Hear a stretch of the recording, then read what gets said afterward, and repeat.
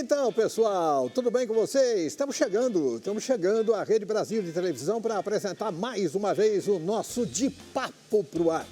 E eu fico muito satisfeito nesse programa quando a gente recebe velhos amigos, né, como nós temos feito em grande proporção, quando nós recebemos o pessoal de comunicações e tal, mas muitas vezes nós recebemos também pessoas que fazem um trabalho que é impressionante.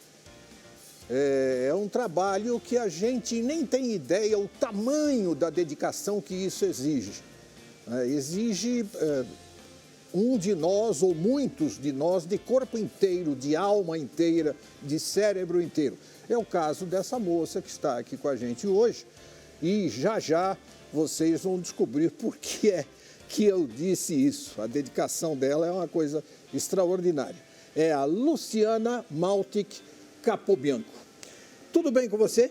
Tudo bem, muito obrigada pelo convite. Obrigado estar aqui você com por ter vindo, poxa. Claro, né? Estamos aí. Então, Luciana, eu sei que você, desde da mais tenra idade, quando você começou a se perguntar o que é que eu vou ser quando crescer, como toda criança se pergunta, você tinha resolvido fazer uma coisa na área de comunicações e ser uma publicitária. Isso. Né? Uhum. E esse sonho que vem desde né, da tua infância, de repente você começou, mas teve que parar para se dedicar de corpo e alma a uma outra atividade, que é uma atividade fantástica que nós vamos conversar com ela hoje. Conta um bocadinho pra gente. Obrigada. Na verdade, eu fui publicitária durante grande parte da minha vida. Sim. Eu era uma empresária, tinha uma agência de comunicação digital e estava trabalhando como sempre, muito atendendo os clientes, fazendo campanhas, dando significado para marcas, para as empresas, até que em 2015 foi mais ou menos o turn point da minha vida, assim. Com o começo da migração dos refugiados aqui para o Brasil, principalmente da guerra da Síria, Sim. eu fiquei muito impactada com tudo que estava acontecendo no mundo, né? E comecei a pensar, enquanto publicitária, o que eu poderia fazer para ajudar, pelo menos, um grupo de pessoas que chegassem. Sem dúvida. Isso foi mais ou menos em 2015. Então, ainda com a minha agência de publicidade, eu resolvi fazer um projeto que era um experimento social, usando a plataforma do Tinder, para mostrar para as pessoas, ainda de uma forma publicitária, que elas podem acolher bem e que existe, sim, preconceito com relação aos refugiados no Brasil. Sem dúvida. Então, foi muito interessante. A gente chamou um refugiado, que é o Alfonso, que fala 3 línguas, engenheiro mecatrônico, e criamos um perfil dele no Tinder. E a gente deixou durante uma semana e ele teve 30 matches. Olha. Caramba, que interessante, 30 pessoas, ele ficou feliz com isso. Daí a gente resolveu mudar algumas coisinhas. A roupa, a vibe um pouquinho, né, de como ele se vestia e uma palavrinha, né, do projeto. Ele não era mais estrangeiro, ele era refugiado. Daí, ao invés de 30, ele teve 3 matches. Isso foi uma coisa interessante, que foi um experimento social que gerou um vídeo. E, assim, ao mesmo tempo, dentro da minha empresa, dentro da caixinha de publicitária, eu comecei a receber mensagens de pessoas querendo ajudar na causa e de empresas querendo contratar os refugiados. E foi legal, assim, né? Na verdade, eu comecei a juntar pessoas da minha empresa, da minha equipe, para a gente atender, até que a coisa ficou grande. Ficou grande demais, assim. Eu costumo dizer que eu nunca vou esquecer a primeira pessoa que a gente impactou, que a gente transformou a vida, como isso foi importante para ela e muito mais, como isso foi importante para mim. Como isso mudou um pouco a minha cabeça e eu percebi que, de repente, estava na hora de eu abraçar uma causa de verdade, assim. E não dava para ser 10% do meu tempo, nem 20%, nem 30%, né? Ela acabou sendo 100%, 120%, 130%, que é mais ou menos como acontece hoje. Então, foi muito interessante esse processo, assim. Uma vez dando uma palestra numa universidade, a professora ainda falou para os alunos, olha, isso é um caso de intraempreendedorismo social. Quando um negócio social, uma ideia social, ela nasce dentro de uma empresa. E isso foi muito legal também, porque a gente tinha um grupo de pessoas muito legais. Na época eu tinha uma redatora de RAW que também me ajudou muito. Falou, Lu, você ajuda muita gente, já reparou? Acho que está na hora de se abraçar uma causa social. Então nasceu assim o movimento Estou Refugiado, com o objetivo de chamar as pessoas a atenção sobre a causa dos refugiados e mais do que isso, conseguir alguma ação concreta. E, nesse caso, a inserção socioeconômica deles, ou seja, trabalho e abrir a porta nas empresas. Agora, eu trabalho desde que eu me conheço por gente com palavras, né? Escrevendo e lendo. Bom, e claro, na televisão e no rádio falando também, mas eu não consigo entender direito o porquê a rejeição ou porque diminuir alguém que tem o rótulo de refugiado. Você tem alguma noção disso? Primeiro, desconhecimento, né? Muitas pessoas não entendem, né? Isso está mudando um pouco agora, né? Depois da guerra da Ucrânia, da inclusão da guerra... Puxa, mas só agora? Ou seja, sim. Historicamente, a Ucrânia nem foi invadida ainda, né? Porque foi outro dia, né? Mas você teve uma aceitação maior, principalmente por parte da Europa, das pessoas, dessa migração intensa que tinha que sair da noite para o dia em função de uma guerra, e você tinha uma situação fronteiriça, assim, né?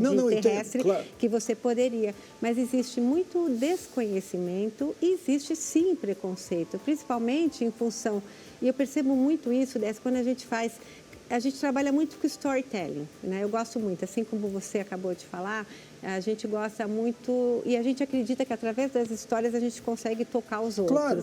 Então a gente entrevista refugiados que contam a sua história, de onde veio, né? O que ele tinha, o que ele deixou para trás. E o que ele pode fazer nesse momento, o que ele precisa, né? Um novo recomeço. Eu nem consigo imaginar as histórias que você ouve, porque devem ser assim. Você deve sair do trabalho assim, com uma satisfação muito grande por ter ajudado aquela pessoa, mas arrasada pelas histórias que você ouviu. E arrasada pelas histórias que a gente ouviu e arrasada pelas histórias que a gente não consegue ajudar, porque são muitas pessoas. Só para você ter uma ideia, hoje no mundo a gente tem cerca de 100 milhões de pessoas em deslocamento. 100 milhões? Sim. Uau! Né? Fruto de guerra, de intolerância, de perseguição política, etc.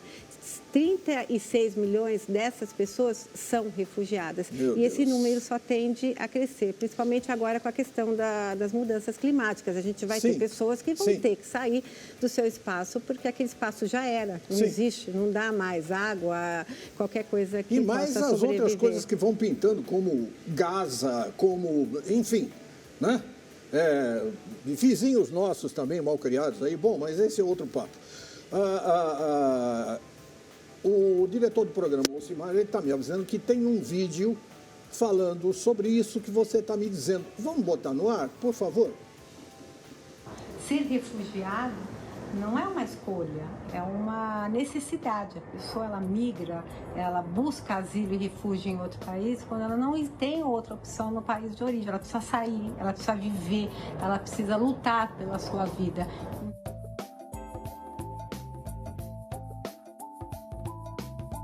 O Instituto Estou Refugiado, em parceria com a Acnur, a Caritas e diversas organizações da sociedade civil, está conduzindo uma pesquisa inédita feita com refugiados que chegaram aqui no Brasil. O objetivo dessa pesquisa é traçar um perfil, um olhar diferente sobre a questão do refugiado. A primeira fase da pesquisa, que foi uma pesquisa qualitativa, foi feita no ano passado e divulgada no dia 20 de junho, que é o Dia Mundial dos Refugiados. Foi uma pesquisa feita em profundidade com refugiados de diversas nacionalidades, para a gente entender, né, os caminhos, o percurso, os sentimentos, as emoções e que tipo de situações que eles passaram nessa trajetória. Temas como racismo, preconceito, xenofobia, culinária, comida nova, uma cidade grande, diferente de uma cidade que eles pertenciam anteriormente, vieram à tona. E principalmente emoções, saudades da família, vontade de conhecer um pouco mais esse país, empatia ou não com os brasileiros. Agora em 2021, a gente realizou a fase 2 da pesquisa, que é a fase quantitativa, onde a gente está aplicando um questionário bem interessante em diversas línguas para os refugiados para validarem a fase anterior. Essa pesquisa está sendo feita... Então, você sabe que eu fico abismado, eu entendo perfeitamente a troca do verbo ser pelo verbo estar. Eu estou refugiado. Eu não sou refugiado, eu não nasci refugiado. Eu nasci. Eu sou eu. Eu posso estar refugiado, mas não fui eu que criei essa situação. Eu sou eu estou aguentando as consequências das besteiras, das idiotices, dos crimes dos outros. Então, eu posso estar refugiado como todos esses que estão. Mas eu não consigo entender como é que duas pessoas, você que tem dois sobrenomes, que em nenhum dos dois são Tupi-Guarani, Eu não tenho o sobrenome da parte da minha mãe, mas tenho da parte do meu pai. Mas são portugueses e italianos com uma leve pitada austríaca. Eu não entendo como é que tanta gente, descendente de tantos refugiados, um da guerra da Áustria com a Itália, o outro de Portugal sendo tiranizado e as pessoas correndo para uma terra que os acolhesse e que acabou sendo o Brasil, para minha sorte. Eu não entendo como é que esse tipo de população pode ter alguma coisa, alguma faísca de preconceito contra refugiado. Isso é de uma calhordice, de uma idiotice olímpica, E se você pega, por exemplo, refugiados que vêm da África, de países como Congo, como vem do Haiti, bom, aí piora, piora, porque tem a questão racial, claro, que se soma à questão do refugiado, mas existe muito desconhecimento, por isso que a gente faz um trabalho constante, e que eu gosto muito, de mostrar não só quem são essas pessoas, como também o que elas podem fazer pela gente, pelo país, até porque elas contribuem pelo PIB do país. Claro. A gente tem um totem interativo que eu adoro, que é uma máquina que a gente estava no Festival Literário, estivemos na Bienal Internacional de Artes, que ele tem 100 histórias de refugiados de 20 países, com um vídeo impactante.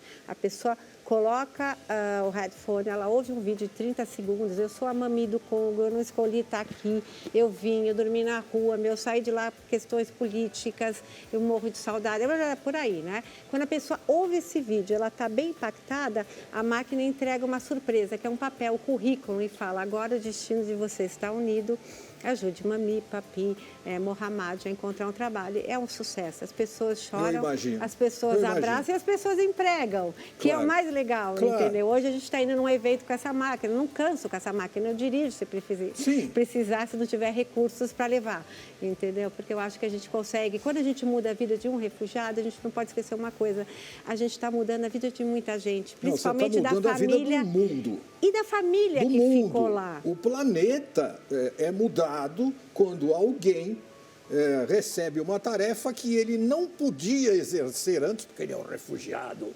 Gente, eu estou tão pé da vida nesse momento que eu acho melhor chamar um intervalo.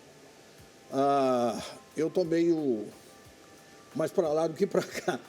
Então é o seguinte, vamos para o nosso intervalo, é um minutinho só, você sabe, é lá e cá, a gente volta falando com a Luciana, porque esse assunto, ele é no mínimo entusiasmante, mas ele é também revoltante pela forma como as pessoas continuam sem ter a inteligência de ver certos fenômenos do mundo. Já a gente está de volta, é lá e cá, aguenta aí.